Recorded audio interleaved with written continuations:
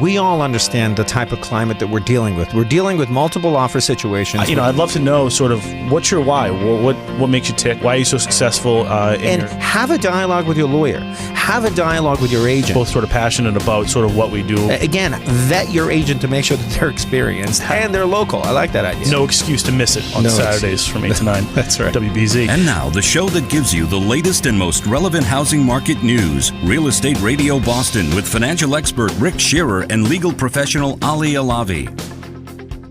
Whenever we're talking about instability internationally, instability as far as the stock market is concerned, so on and so forth. I mean, what that basically translates is the institutionals are taking their money out from the stock market and they're putting it into the bonds. Yeah. And once they do that, that drives the interest rates low. But that's a temporary thing.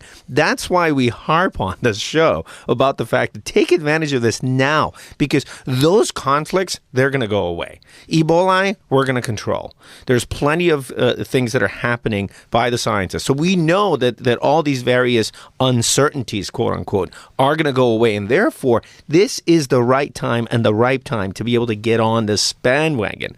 And I think the point you're trying to make, Rick, is that if you do refinance, if your rate is in the 4.5 range, you're going to save yourself a tremendous amount of money because of this program that you offer, which is this no-cost refi, Yeah, right? I just actually did 2 refis this week, really based on people who are at local banks.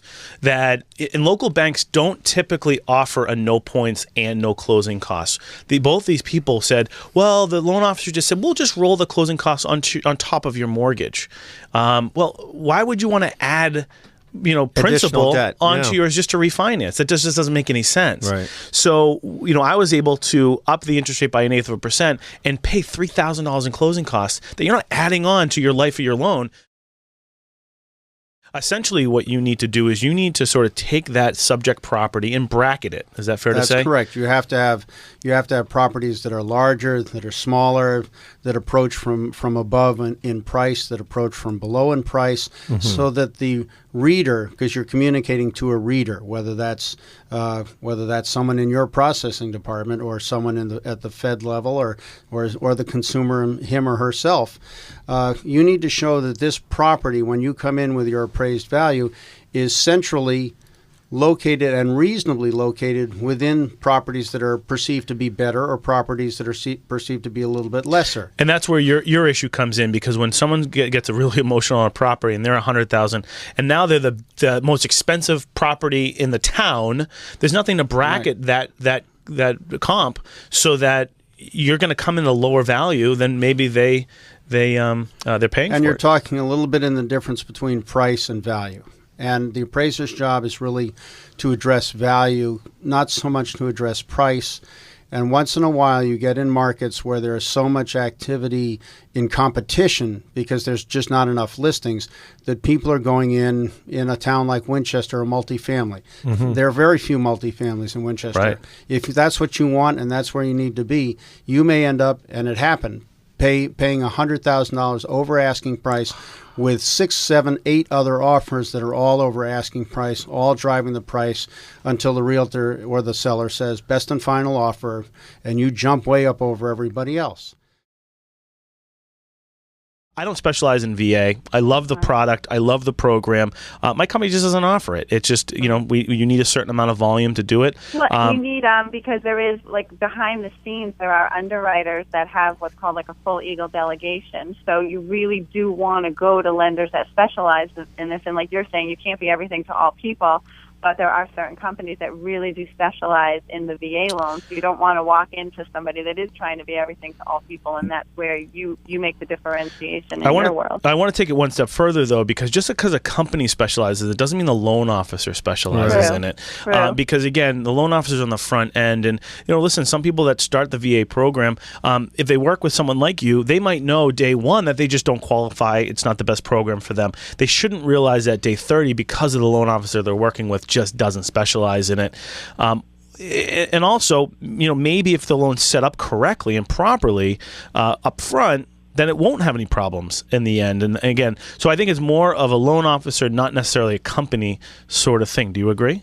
Yes, and I actually, if we're going to take it beyond the VA loans, it's really true of all loans. Like, you want to deal with people that know the business and know what they're doing. But definitely with VA loans, because there are some nuances to it, you want to make sure that you're dealing with a loan officer. I have an example of one like that where the loan officer did not. Just an example of something that the VA requires. If the property is on private water, well water, then a water test is required. A loan officer didn't know that.